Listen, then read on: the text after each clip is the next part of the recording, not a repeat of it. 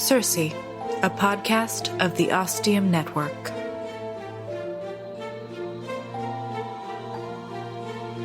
Chapter 1.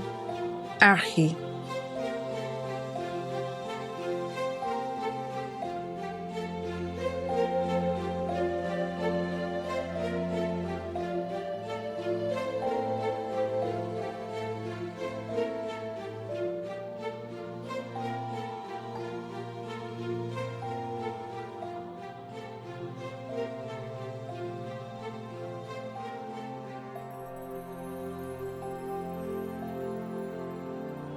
The world and planet I've called home since my birth is named Albion.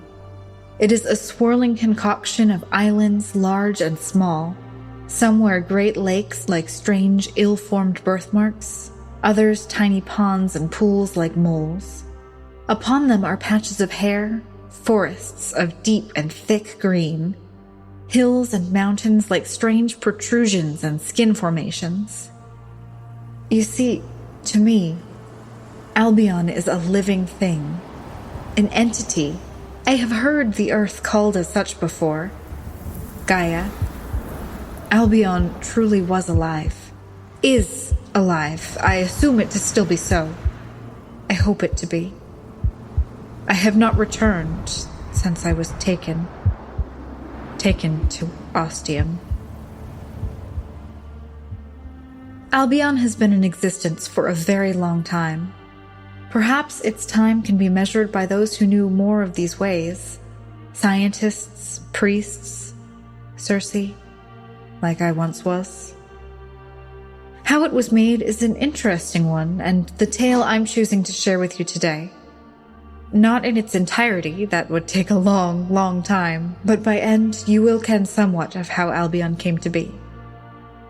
The great goddess of all, Asipha, goddess of the entire universe and all it contains, has existed for a very long time. Hundreds and thousands of times that of Albion's living. Throughout her long and tumultuous being, she has spawned many offspring, female and male, those that are both, those that are neither, and those that are gradations of the in-between. Some she birthed with male gods, others she birthed with female gods. Sometimes she mated with male and female gods, and they in turn birthed her offspring themselves. Sometimes there was no other god involved, just the mighty Asipha, choosing her destiny, her consequences, and what will come next in the universe. On this special day, in a very ancient time, she chooses to create Albion. She chooses 2 of her male offspring. They are very beautiful. They have never met. She brings them together in a part of blackness somewhat close to a giant sun that will grant them heat and energy to thrive. They know not why they've been brought here or what they will do. Bruta and Hasafa are their names. When they gaze upon each other for the first time, there is a conflicting duality of emotions: envy and desire. Envy, for each sees the great and godly beauty and perfection of the other. Desire, for each immediately lusts after that godly beauty and perfection and wants to partake and possess of it. And so begins a powerful relationship filled with moments of lust and love for each other, but also moments of anger and violence. Asipha allows them to exist like this for an eon, solidifying their need and want for each other so they will never feel the need to part. Then she encloses them in a flexible, malleable ball, an ensnaring core to contain them. Around the core she manufactures a mantle, pulling particles and particulates from the far reaches of space and bringing them together, forcing and condensing them into a thick layer, a chewy insulation around the core. Asipha dreams of the wonderful world this will become with its wide variety of plants and animals and diverse peoples, and she is brought to tears by the thought. The tears of the goddess fall and soon form the ocean encompassing the entire planet of Albion. Asipha picks an unassuming large moon orbiting a dead planet and cracks it between her fingers. The pieces of moon crash onto the planet in all shapes and sizes, creating worldwide tidal waves, and thus the islands, both large and small, are made and fertilized, for Asifa's tears contain not just water, but the very building blocks of life. And so life begins blooming and growing and reproducing and spawning on Albion. But it still remains a very flat and unassuming planet, until Bruta and Hasifa have their first argument, their first fight, and their first battle. It is violent, perceived as unrequited by each of them. Bruta slams into the side of the rubbery core first, his elbows pushing against it. 2 new mountains form. Hasifa is next, colliding headfirst and creating a new and mighty mountain range. The duel rages on, creating cracks and new shapes on the surface on the planet. The first few simple creatures are unable to comprehend the intense earthquakes they are experiencing. But as time passes, and like all things, this fight comes to an end. Bruta and Hasifa resolve their issues, their differences, and fall in love with each other all over again. Then a period of physical world building begins, a result of their lovemaking. New hills and mounds are formed on the islands until the 2 gods are eventually sated, and then Albion enters a period of peace and quiet for a number of eons. Life takes advantage of the abundance of resources on the planet and the quietude. It flourishes and multiplies and evolves. Asifa has done what she wanted, completed her task. She moves on to other matters.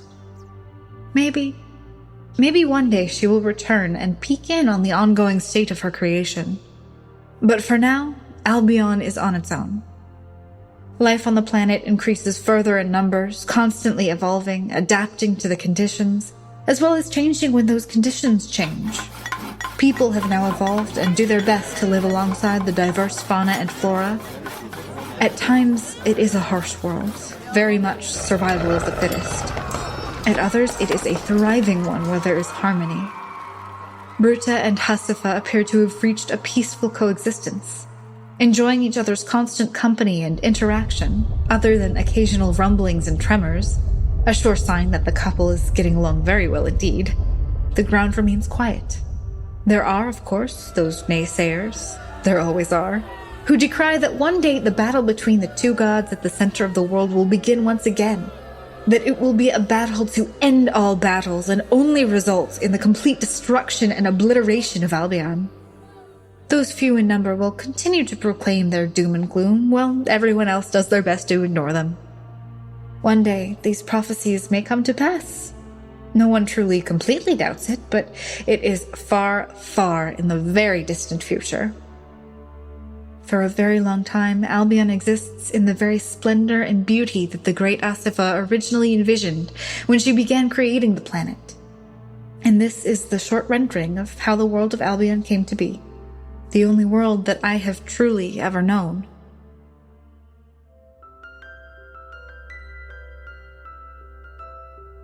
My tale is done, for now. For whomever's ears wish to hear, there will be more, many more.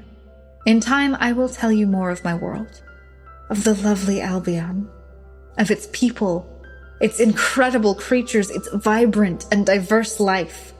I will tell you of my life. My existence, my likes and dislikes, my haves and have-nots, my hates and my loves, my conquerings and my failures. Do not expect these tales to be lined up neatly like a marching gaggle of geese headed towards the pond. My powers returning through the stories I tell does not mean my mind is assembled and well arranged. In time you will understand much that I have been through. Tomorrow I may tell a tale of my birth, followed by a story of my later years, and continuing a few days later with a tale of childhood. If I am to regain my powers, it will by whatever means I am able. And I will, eventually, tell you of the love of my life, the woman whose face I see when I wake in the morning and go to sleep at night, who I believe is still alive, hale and hearty, and awaiting my return. Awaiting me. One day, I believe it shall happen. My dear Pragma. But for now, I will take comfort in the small blossoming heat I feel in my chest. It is where I keep my love. It is also where I keep my magic. I have not felt this heat, in any sense, in a very long time. This is good. It means this telling of tales is working. It means I now have hope. Hope to regain my powers. And hope to one day be returned to my love.